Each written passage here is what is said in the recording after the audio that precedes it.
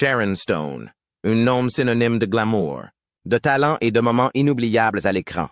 Mais il y a une scène qui a secoué Hollywood et le public, suscitant des débats sans fin. Était-ce réel ou juste une illusion? Avant de révéler la vérité, j'aimerais savoir ce qu'il en est. Avez-vous déjà douté de l'authenticité d'une scène de film? Tapez 1 pour oui ou 0 pour non. Voyons combien de sceptiques nous avons. Carrière d'actrice. La carrière d'actrice de Sharon a commencé lorsqu'elle a décidé de quitter sa petite ville de Pennsylvanie pour poursuivre ses aspirations à New York. Elle a commencé comme mannequin, apparaissant dans des magazines. Mais le mannequinat ne lui suffisait pas. Elle a fait de la queue pour être figurante dans un film de Woody Allen parce qu'elle voulait devenir actrice. Stardust Memories n'était que le début de ce bref rôle. Les choses se sont ensuite enchaînées rapidement. Elle a décroché de petits rôles à la télévision, alternant entre T.J. Hooker, Magnum et P.I. Elle a ensuite démontré qu'elle pouvait supporter l'aventure et les coups de poing dans des films d'action comme Les Mines du roi Salomon. Malgré les critiques acerbes, Sharon n'a pas ralenti. Elle a persévéré, obtenant d'autres rôles dans des films comme Above the Law et Police Academy 4. Elle était déterminée à faire impression, et elle y est parvenue lorsqu'elle a joué aux côtés d'Arnold Schwarzenegger dans Total Recall, la superproduction de science-fiction de Paul Verhoeven. En 1990, Verhoeven est impressionné par sa performance, en particulier par une scène où elle passe brusquement de la méchanceté à l'amour avant que son personnage ne meure. C'est à la suite de cela qu'elle a été choisie pour jouer dans Basic Instinct. Mais il n'a pas été facile pour Stone de décrocher le rôle emblématique de Catherine Trammell dans Basic Instinct. Elle n'était pas le 10e choix, ni même le premier. En raison du contenu explicite du rôle, 12 actrices avaient déjà décliné l'offre, dont de grandes stars hollywoodiennes comme Julia Roberts et Michelle Pfeiffer. Sharon, sur la liste. Elle était la 13e. Mais Sharon était bien décidée à ne pas se laisser décourager. Pendant 8 mois et demi, elle s'est lancée à corps perdu dans le processus d'audition. Elle s'est battue pour obtenir le poste, faisant preuve d'une détermination inébranlable. Même son partenaire Michael Douglas hésitait à collaborer avec une personne relativement inconnue au moment du casting. Sharon, elle, était prête à démontrer son appartenance. Ironiquement, son armée secrète était son manque de célébrité. Seul son visage et le nom de Michael Douglas figuraient sur l'affiche du film, pas même son nom. Le public a été intrigué par cette impression de mystère. Sharon Stone a fait parler d'elle à la sortie de Basic Instinct. Mais tout n'a pas été fait pour les bonnes raisons. Une scène particulièrement mémorable a été au cœur de l'énorme controverse suscitée par le film. Ce moment revient encore dans les conversations sur le film 32 ans plus tard. Il convient d'examiner cette scène de plus près afin de comprendre pourquoi elle a suscité un tel émoi. La scène de l'interrogatoire de Basic Instinct est celle dont tout le monde parle. Catherine Trammell, interprétée par Sharon Stone, est assise devant un groupe d'officiers de police masculins. Elle est posée, sûre d'elle et totalement responsable. Le public remarque alors qu'elle n'a rien sous sa jupe lorsqu'elle décroise les jambes. Bien qu'il s'agisse d'un bref instant, l'angle de la caméra le rend incroyablement révélateur. Cette scène a fait sensation, non seulement en raison de ce qu'elle représentait, mais aussi parce qu'elle était audacieuse et surprenante. Cependant, le drame s'est poursuivi après la sortie du film. Sharon Stone s'est exprimée sur cette fameuse scène au fil des ans. Elle a raconté les coulisses qui ont alimenté la controverse dans son autobiographie The Beauty of Living Twice, 20-21 ans. Madame Stone affirme que, bien qu'on lui ait dit que rien d'explicite ne serait filmé, on lui a demandé d'enlever ses sous-vêtements pendant le tournage parce qu'ils reflétaient la lumière. Il s'est avéré que cette assurance n'était pas du tout exacte. Elle a vu la scène terminer pour la première fois dans une salle remplie d'avocats et d'agents. Cela n'avait plus d'importance, dit-elle. Là-haut, il n'y avait que moi et mes rôles. Elle s'est dirigée vers la cabine de projection, a giflé le réalisateur Paul Verhoeven et est sortie, se sentant trahie et choquée. Prête à agir, elle a immédiatement appelé son avocat. Sharon a également réfléchi publiquement à la situation. Elle a parlé franchement de ce qu'elle a appelé le moment qui allait changer ma vie. Lorsqu'elle a accepté le prix de la femme de l'année lors de la remise des prix 2019 GQ Men of the Year, Après cette scène, elle a également fait l'objet d'un examen minutieux, auquel elle a dû faire face depuis lors. En ce qui concerne la fameuse scène et les allégations de Sharon Stone, le réalisateur Paul Verhoeven a un point de vue très différent. Il a insisté sur le fait qu'elle était pleinement consciente de ce qu'il filmait et a qualifié sa version des faits de impossible dans une interview accordée à Variety. Une clé. Selon M. Verhoeven, la scène a été inspirée par une femme qu'il a connue lorsqu'il était étudiant et qui faisait intentionnellement un geste similaire lors de soirées. Il affirme que Sharon a accepté de recréer l'idée, comprenant sa nature provocante et sa signification pour le personnage de Catherine Tramiel. Le scénariste Joe Esterhaus, qui a écrit Basic Instinct, s'est distancié du moment le plus controversé du film. Bien que son scénario comprenne de nombreuses scènes de nudité, Esterhaus insiste sur le fait que la fameuse scène de l'interrogatoire n'est pas de son fait. S'exprimant lors du 2013 London Screenwriters Festival, il a admis qu'il s'agissait d'une scène formidable, mais que l'inconvénient était qu'elle éclipsait ce que je pense être un film noir très complexe. Il a même suggéré que la scène avait peut-être rendu un mauvais service à Sharon Stone, en éclipsant sa performance nuancée par sa pure valeur de choc. Lors du festival, M. Esterhaus s'est étendu sur les origines de la scène dans une interview. Il a révélé que ce moment provocateur où les jambes se croisent ne figurait pas dans le scénario original. Dans le scénario, il y a une scène où le personnage de Michael Douglas regarde Catherine Tramiel se changer, et il est clair qu'elle ne porte pas de sous-vêtements. Cependant, le réalisateur Paul Verhoeven a repris ce concept et l'a réimaginé pour en faire ce qui est devenu la scène de l'interrogatoire. Esterhaus a décrit avec humour l'approche de Verhoeven, la qualifiant d'œuvre d'un génie hollandais fou. Selon l'écrivain, Verhoeven a insisté sur le caractère choquant du moment, y faisant même référence avec une irrévérence ludique, alors qu'il discutait des détails de la façon dont le plan devait apparaître à la caméra.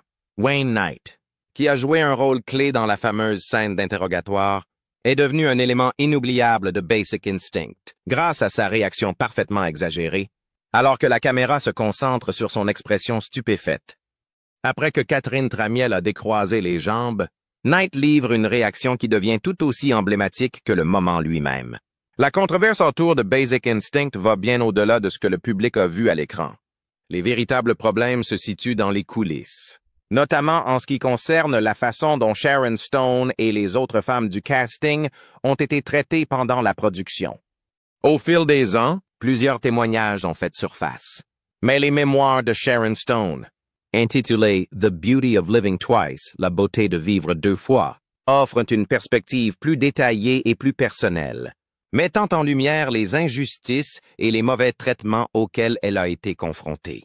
Dans ses mémoires, Madame Stone décrit les pressions et les manipulations qu'elle a subies, en particulier lors de la fameuse scène de l'interrogatoire.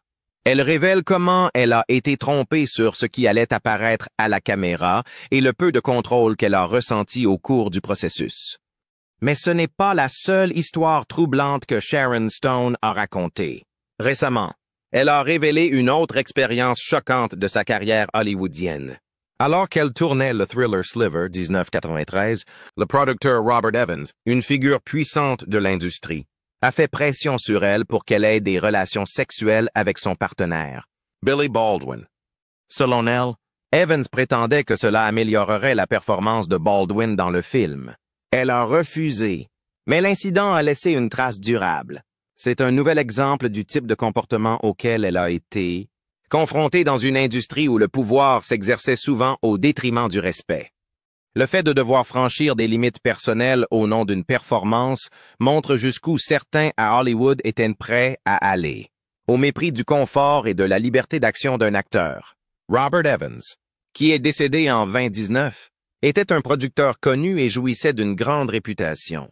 Mais cette révélation brosse un tableau plus sombre de son influence.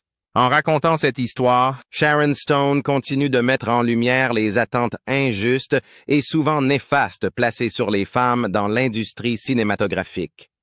Après que Basic Instinct a fait connaître Sharon Stone en 1992, son rôle suivant a été déterminant pour sa carrière. 3 ans plus tard, Don Casino, L'épopée de la mafia de Martin Scorsese, en 1995. Dans le rôle de Ginger McKenna, l'épouse manipulatrice et toxicomane du personnage de Robert De Niro, Ace Rothstein, Sharon a livré une performance puissante qui a fait d'elle l'un des talents les plus polyvalents d'Hollywood. Le film a été un succès à la fois critique et commercial, rapportant plus de 100 millions de dollars au box-office, et l'interprétation de Sharon lui a valu de nombreuses acclamations. Pour son rôle, elle a remporté un Golden Globe et a reçu sa première, et jusqu'à présent unique, nomination à l'Academy Award de la meilleure actrice. Casino n'était pas un film comme les autres pour Sharon. C'est le point culminant de sa carrière. Travailler avec des légendes comme Scorsese et De Niro était un rêve devenu réalité. Lors d'interview, Sharon a comparé cette expérience aux Jeux olympiques, décrivant à quel point il était difficile de suivre l'éthique de travail implacable et les normes élevées du duo. « Est-ce que je peux être assez bonne? Puis-je tenir le coup? » se rappelle-t-elle. Elle a repoussé ses limites, déterminée à prouver qu'elle faisait partie des grands. « Lorsque j'ai commencé à jouer, mon rêve était de m'asseoir à côté de De Niro et de tenir mon rang, » a-t-elle déclaré. Avec Casino, c'est exactement ce qu'elle a fait. La performance de Sharon dans le rôle de Ginger McKenna a été transformatrice. Ginger n'était pas seulement une femme trophée, c'était un personnage profondément complexe. Sa descente dans le chaos, alimentée par un mélange toxique de cupidité, d'addiction et de trahison, a ajouté des couches de tension au film. Argument. Dans l'une des scènes les plus intenses, Sharon a affronté De Niro au cours d'une dispute animée, faisant preuve d'une émotion brute et gagnant le respect de ses pairs. C'est très gratifiant, a-t-elle déclaré dans une interview accordée à 1996. Je me suis battue avec les gens dont je rêvais et j'ai prouvé que je pouvais le faire. Pour Sharon, Casino représentait tout ce à quoi elle avait travaillé au cours de sa carrière. Si l'instinct de base l'a rendue célèbre, Casino a prouvé sa profondeur en tant qu'actrice et reste le joyau de sa filmographie. Après le succès de Casino, Sharon Stone a accepté plusieurs rôles difficiles à la fin des années 1990. Elle a joué une maîtresse manipulatrice dans Diabolique, une condamnée à mort dans Last Dance et une biologiste dans Sphere. Malheureusement, ces films n'ont pas rencontré l'adhésion du public ou des critiques, mais il y a eu aussi des points positifs. En 1998, la voix de Sharon dans le film d'animation Ants a été un succès, et son rôle sincère dans The Mighty lui a valu une nomination aux Golden Globes. Les choses se corsent en 1949 lorsque Gloria et The Muse reçoivent des réactions mitigées, bien que la performance de Sharon dans The Muse ait été saluée. Le film n'a pas eu un grand impact. À la même époque, la controverse sur la campagne des Golden Globes a également jeté une ombre sur son travail. En 2001, la vie de Sharon prend un tournant dramatique lorsqu'elle est victime d'une hémorragie cérébrale qui met sa vie en danger.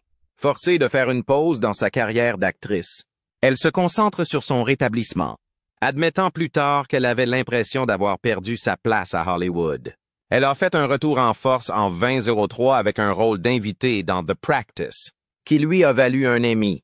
Mais ses tentatives de relancer sa carrière cinématographique avec Cold Creek Manor et Catwoman sont tombées à plat. Catwoman devenant notoirement l'un des pires films jamais réalisés.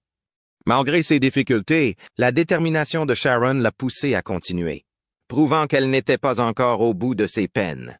Après ses premiers succès, le parcours d'actrice de Sharon Stone entre 2005 et 2017 a été un mélange de succès et d'échecs. Dance Broken Flowers, 20 Years, elle incarne un personnage amusant et excentrique aux côtés de Bill Murray. Le film a bien marché et le rôle de Sharon a rappelé à tout le monde à quel point elle pouvait être vive et divertissante. Mais la même année, son retour en tant que Catherine Trammell dans Basic Instinct 2 ne s'est pas déroulé comme prévu. Le film a été retardé de plusieurs années, n'a pas impressionné les critiques et a fait un flop au box-office. Sharon n'en a pas moins continué à jouer. Dan's Alpha Dog, 2006. Elle incarne une mère en deuil dans un rôle sérieux qui lui vaut des éloges. Elle a également rejoint la distribution de Bobby, un film sur les dernières heures qui ont précédé l'assassinat de Robert F. Kennedy. Sa performance lui a valu, ainsi qu'à l'ensemble de la distribution, un prix pour le meilleur ensemble, montrant que Sharon pouvait encore tenir son rang dans des projets importants. Au fil du temps, Sharon a accepté un grand nombre de petits films indépendants. Si certains, comme Lovelace, 2013, ont reçu de bonnes critiques, d'autres n'ont pas eu beaucoup d'impact. Elle s'est fait remarquer dans Fading Gigolo, 2013, où elle a montré son charme et son humour dans un rôle léger que les critiques sont appréciés. Elle est également apparue dans The Disaster Artist de James Franco, 2017, qui est devenu un énorme succès et a rappelé au public la présence de Sharon dans des films mémorables. À cette époque, Sharon n'est pas restée cantonnée au cinéma. Elle est également apparue à la télévision, 2015, dans laquelle elle jouait le rôle de la première femme vice-présidente de l'Amérique. La vie amoureuse de Sharon Stone a été aussi mouvementée et imprévisible que sa carrière, remplie d'histoires d'amour rapides, de fiançailles surprises et d'un flair pour le drame. Sa première grande histoire d'amour remonte à 1984, lorsqu'elle rencontre le producteur de télévision Michael Greenberg sur le plateau de The Vegas Strip War. L'étincelle a jailli et le couple s'est marié la même année. Greenberg a même travaillé comme producteur délégué sur Alan Quatermain et La Cité perdue de l'or en 1986. Mais leur mariage n'a pas duré. En 1989, ils se sont séparés et leur divorce a été prononcé en 1990. C'était la première histoire d'amour hollywoodienne de Sharon, mais loin d'être la dernière. Au début des années 1996, Sharon est sortie avec le comédien Gary Shandling, qui était aussi son camarade de classe de Roy London. Bien que leur idylle n'ait pas duré longtemps, leur amitié a perduré. Sharon est même apparue dans son émission, The Larry Sanders Show, dans un épisode humoristiquement intitulé The Mister. Les deux sont restés proches jusqu'à la mort de Gary en 2016, ce qui témoigne de leur lien. Défis. Elle est tombée amoureuse de Bob Wagner, le premier assistant réalisateur du film, alors qu'elle travaillait sur The Quick and the Dead en 1994, comme sa précédente relation. Leurs fiançailles se sont terminées sans mariage. Il semble que Sharon ait un talent pour les histoires d'amour éphémères qui se terminent aussi vite qu'elles ont commencé. Le jour de la Saint-Valentin 1998, Sharon Stone a épousé le célèbre journaliste et éditeur Phil Bronstein, entamant ainsi son mariage le plus connu. Le couple semblait être un mariage parfait. Le courage journalistique rencontre les paillettes hollywoodiennes. Cependant, sous la surface, Sharon a dû faire face à des difficultés dévastatrices. Elle était incapable de concevoir des enfants biologiques à cause de l'endométriose et d'une maladie auto-immune qui lui a fait faire de nombreuses fausses couches. Une lumière bien nécessaire est entrée dans la vie de Sharon et Phil en 2000 lorsqu'ils ont adopté un petit garçon nommé Rowan Joseph Bronstein. Sharon s'est lancée à corps perdu dans la maternité, jonglant entre son travail exigeant et son nouveau rôle de mère. Mais alors que leur mariage commence à s'effondrer, Phil demande le divorce en 2003, affirmant qu'ils ne parviennent pas à s'entendre. Bien que leur séparation ait été difficile, le couple le plus dévastateur a été lorsqu'un juge a décidé que Sharon aurait un droit de visite tandis que Rowan vivrait principalement avec Phil. Bien que cette période de sa vie ait été très chargée en émotions, Sharon a réussi à rebondir. Cependant, Sharon était déterminée à élargir son rôle de mère. Elle a donné naissance à un troisième fils, Quinn Kelly Stone, l'année suivant l'adoption de son deuxième fils, Laird Vaughn, en 2005. Dans une maison ayant appartenu au célèbre acteur Montgomery Clift, Sharon a créé un foyer aimant avec ses 3 garçons à West Hollywood, en Californie.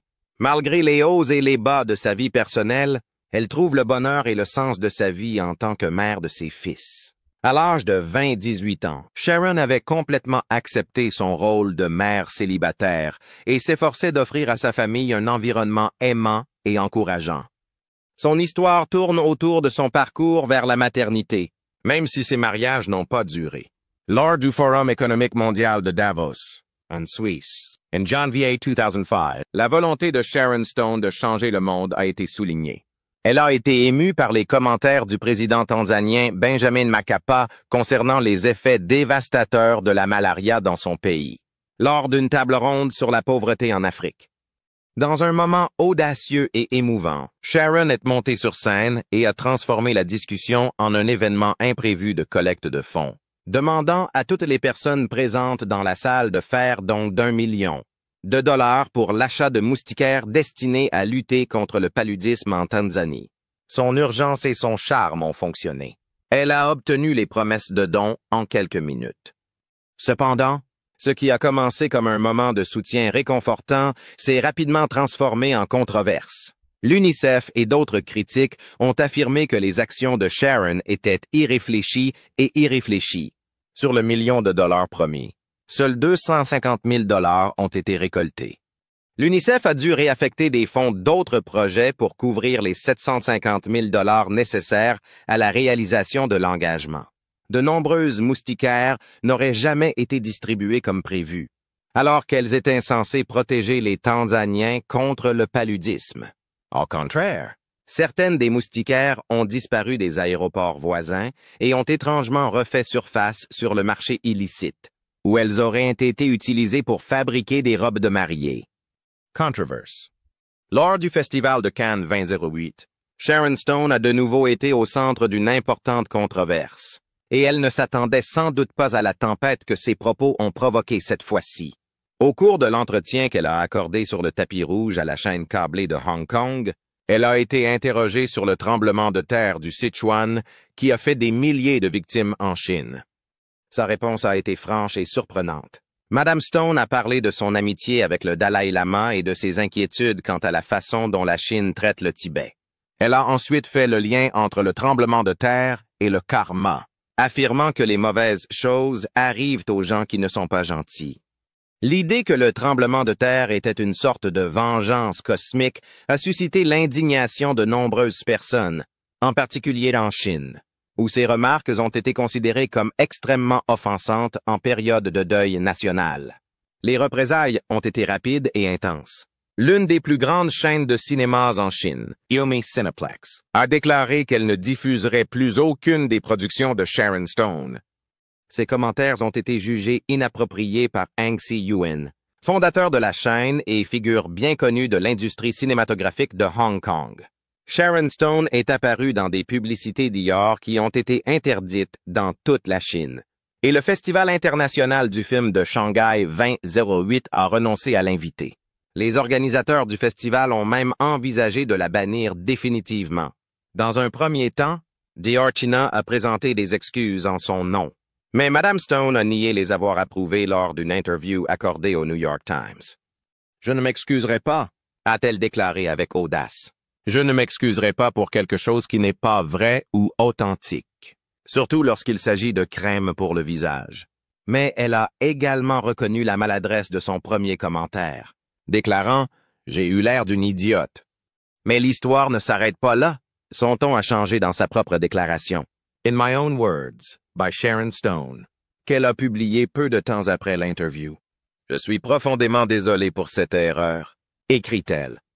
C'était par inadvertance. « Je suis désolée. Personne n'a jamais eu l'intention d'être blessé par ces remarques. » Bien qu'elles aient fait l'objet de nombreuses critiques, ces excuses plus sincères semblent témoigner d'un véritable regret. Sharon Stone a quitté le glamour d'Hollywood pour entrer au cœur de la diplomatie internationale en mars 2006.